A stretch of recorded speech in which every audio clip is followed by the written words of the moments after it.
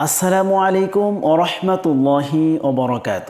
সম্মানিত দিনী ভাই বোনেরা, আমরা যদি কেউ আস্তাগফিরুল্লাহ 3 বার পাঠ করি, তাহলে এই 3 বার পাঠ করার কারণে আমাদের কি কি হতে পারে, আজকে সে বিষয়ে আলোচনা থাকবে। সম্পূর্ণ আলোচনাটুকু শুনবেন ইনশাআল্লাহ। নবী করিম সাল্লাল্লাহু আলাইহি ওয়াসাল্লাম প্রতিদিন কমপক্ষে 100 বার আস্তাগফিরুল্লাহ পড়তেন। যদি কোনো ব্যক্তি সুন্দরভাবে কমপক্ষে 3 বার আস্তাগফিরুল্লাহ পড়ে, তাহলে এই 3 বার পড়ার কারণে তার অনেক সওয়াব এবং অনেক মর্যাদা রয়েছে। আল্লাহ রাব্বুল আলামিন পবিত্র কোরআনে বলেন, ফাকুল তুস্তাগফিরু রাব্বাকুম ইন্নাহু কানা গফফারা। যদি তোমরা বেশি বেশি করে তাওবা ইস্তিগফার পাঠ করো, আল্লাহ রাব্বুল আলামিন তোমাদের জীবনের যৌবনের সব গুনাহগুলো ক্ষমা করে দেবেন। সুবহানাল্লাহ। যদি কোনো ব্যক্তি এই আস্তাগফিরুল্লাহ বেশি বেশি করে পাঠ করতে পারে, তাহলে তার জীবনে যত গুনাহ করেছে সব গুনাহগুলো আল্লাহ রাব্বুল আলামিন মাফ করে দেবেন। আল্লাহ রাব্বুল আলামিন পবিত্র কোরআনে বলেন, ওয়ায়ুরসিলুস সামাআ আলাইকুম মিদরারা ওয়ায়ুমদিদকুম বিআমওয়ালিন ওয়া বানিনা ওয়ায়াজআল লাকুম জান্নাতিন ওয়ায়াজআল লাকুম আনহারা। কোনো ব্যক্তি যদি ইস্তিগফার 3 বার পাঠ করতে পারে, আল্লাহ রাব্বুল আলামিন তার উপর বৃষ্টির মতো রহমত বর্ষণ করতে থাকবেন। সুবহানাল্লাহ। ওয়ায়ুমদিদকুম বিআমওয়ালিন ওয়া বানিনা ওয়ায়াজআল লাকুম জান্নাত। এবং ওই ব্যক্তিকে এত সম্পদ দান করবেন, এত মাল দান করবেন, তার সহায় সম্পত্তি এত হবে যা সে কোনোদিন কল্পনাও করতে পারে না। এবং অনেকের রয়েছে ছেলে সন্তান হয় না, সন্তানাদি হয় না, তাদের ব্যাপারে আল্লাহ রাব্বুল আলামিন এই আয়াতে বলে দিয়েছেন যে আল্লাহ রাব্বুল আলামিন এই ইস্তিগফার বেশি বেশি করে পাঠ করার কারণে আল্লাহ রাব্বুল আলামিন তার সন্তানের ব্যবস্থা করে দেবেন। সুবহানাল্লাহ। আমরা এই ইস্তিগফারের ফজিলতের দিকে যদি তাকাই, তাহলে আমরা প্রথমে দেখব এই ইস্তিগফার এমন কোনো নবী নাই যে নবী এই ইস্তিগফার আস্তাগফিরুল্লাহ পড়ে নাই। সুবহানাল্লাহ। সকল নবী রাসূলদের একটি অন্যতম আমল ছিল আস্তাগফিরুল্লাহ। 2 নম্বরে যদি আমরা এর ফজিলত সম্পর্কে দেখতে চাই, তাহলে আল্লাহ রাব্বুল আলামিনের কাছে যত দোয়া দরুদ যত তাসবিহ রয়েছে, সবচেয়ে বেশি এবং সবচেয়ে উত্তম তাসবিহ হলো আস্তাগফিরুল্লাহ। যদি কোনো ব্যক্তি এই আস্তাগফিরুল্লাহ তাসবিহ পাঠ করে, আল্লাহ রাব্বুল আলামিন তার চাকরি বাকরিতে বরকত দান করে দিবেন, তার ফসল আদিতে বরকত দান করে দিবেন। অনেকেই চাকরি বাকরি ব্যবসা বাণিজ্য নিয়ে বিভিন্ন সমস্যায় ভুগছেন, তারা যদি সব সময় এই আস্তাগফিরুল্লাহ মুখে রাখতে পারেন, আল্লাহ রাব্বুল আলামিন আপনাদেরকে সমস্ত সংকট থেকে, সমস্ত বিপর্যয় থেকে, বিপদ আপদ বালা মুসিবত থেকে হেফাজত করবেন। সুবহানাল্লাহ। তাহলে আস্তাগফিরুল্লাহর বরকত, আস্তাগফিরুল্লাহর মহত্ব, গুরুত্ব অনেক বেশি। আমরা যথাসম্ভব চেষ্টা করব আস্তাগফিরুল্লাহ বেশি বেশি করে পাঠ করার।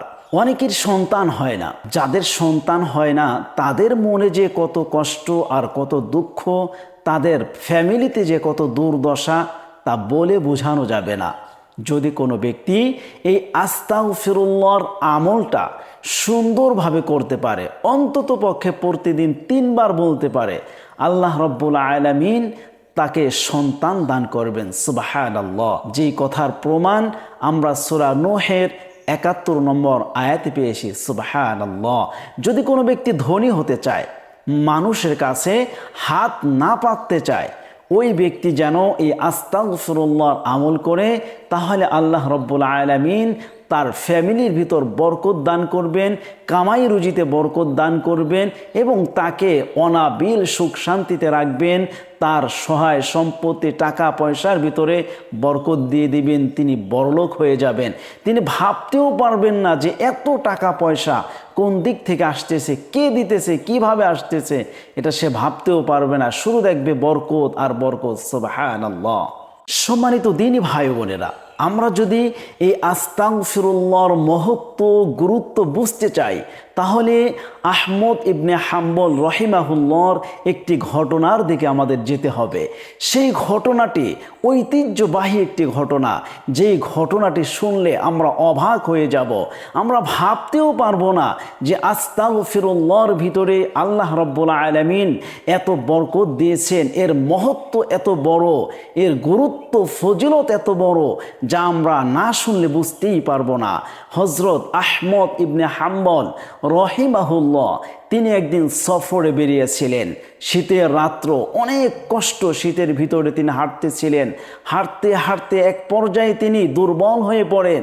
তিনি একটি মসজিদে অবস্থান করার জন্য মসজিদের খাদেমকে বললেন, ভাই আমাকে একটু জায়গা দাও, আমি একটু অবস্থান করতে চাই। সে মসজিদের খাদেম সাহেব তাকে বলল, না, এখানে আপনাকে জায়গা দেওয়া যাবে না, কেননা প্রায় আমাদের এখান থেকে অনেক জিনিস চুরি হয়ে যায়, এজন্য মসজিদের কর্তৃপক্ষ বলেছে কাউকে যেন জায়গা না দেয়। সেখান থেকে ভরাক্রান্ত হৃদয় নিয়ে হযরত আহমদ ইবনে হাম্বল রহিমাহুল্লাহ তিনি বেরিয়ে গেলেন। একটি বাজারে উপস্থিত হলেন। সেখানে গিয়ে দেখলেন এক যুবক রুটি ভাজতেছে। তিনি যুবককে বললেন, ভাই আমাকে একটু জায়গা দাও, অনেক শীতের ভিতরে, তীব্র শীতের ভিতরে আমার অনেক কষ্ট হচ্ছে, দয়া করে আমাকে একটু জায়গা দাও, আমি তোমার চুলার পাশে বসে আমার শরীর একটু উষ্ণতা নিতে চাই, শরীরটা একটু গরম করতে চাই। তখন সেই যুবক বলল, আলহামদুলিল্লাহি নি'মা, অবশ্যই আপনি আসুন, আপনি বসুন, বসে আপনি একটু শরীরটাকে গরম করে নিন। যখন আহমদ ইবনে হাম্বল ওই যুবকের পাশে বসে বসে আগুন পোহাচ্ছিলেন, তখন দেখলেন যুবক রুটি বানাচ্ছে। যখন দেখলেন যুবকটি রুটি বানাইতেছে, সে সময় পড়তেছে আস্তাগফিরুল্লাহ। আবার যখন দেখলেন রুটি তাওয়ায় দিচ্ছেন ভাজার জন্য, তখন ওই যুবক বলতে লাগলো আস্তাগফিরুল্লাহ। আবার যখন ভাজা শেষে রুটিটি উঠাচ্ছে, তখনও দেখলো সেই যুবক বলতেছে আস্তাগফিরুল্লাহ। তখন হযরত আহমদ ইবনে হাম্বল রহিমাহুল্লাহ তিনি ওই যুবককে ডাক দিয়ে বলল, যুবক তুমি এটা কি করতেছো?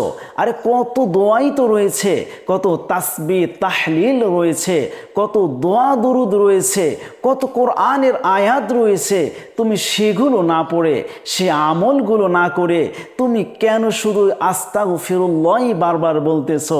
তখন যুবক ডাক দিয়ে বলল, হুজুর আপনি কে আমি জানি না, আপনাকে আমার পরিচয়ও দিতে চাই না, তবে আপনাকে আমি একটি কথা বলি, আমি প্রতিদিন সর্বদা সব সময় আমার মুখে আমি আস্তাগফিরুল্লাহ বলতে থাকি। সুবহানাল্লাহ। আহমদ ইবনে হাম্বল অবাক হয়ে বলল, এত আস্তাগফিরুল্লাহ পড়েই বা লাভ কি?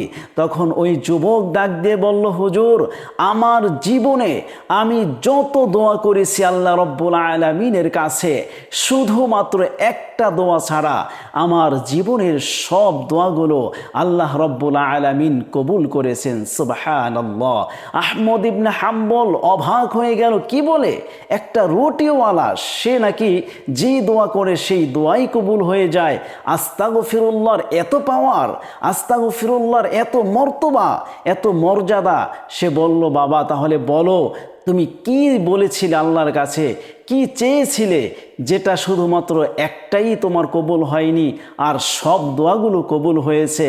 তখন ওই রুটিওয়ালা বলল, হুজুর আমার জীবনে আমি আল্লাহ রাব্বুল আলামিনের কাছে এই আস্তাগফিরুল্লাহর আমল করে যা চেয়েছি তাই পেয়েছি, শুধু একটি জিনিস পাইনি, সেটি হলো এই মহাবিশ্বের সবচেয়ে বড় আলেম, আলেমে দিন মুহাম্মদ আহমদ ইবনে হাম্বল রহিমাহুল্লাহ, তাকে আমি অনেক ভালোবাসি, তাকে আমি আমার জান প্রাণ দিয়ে ভালোবাসি, কিন্তু সেই আহমদ ইবনে হাম্বলকে আমি আল্লাহ রাব্বুল আলামিনের কাছে অনেকবার দেখতে চেয়েছি।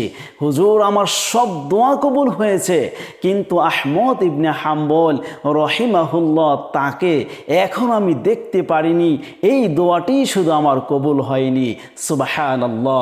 আহমদ ইবনে হাম্বল তার চোখের পানি ছেড়ে কেঁদে দিয়ে তাকে জড়িয়ে ধরে বলল, বাবা তোমার এই দোয়াটিও কবুল হয়েছে, তোমাকে আহমদ ইবনে হাম্বলের কাছে যেতে হবে না।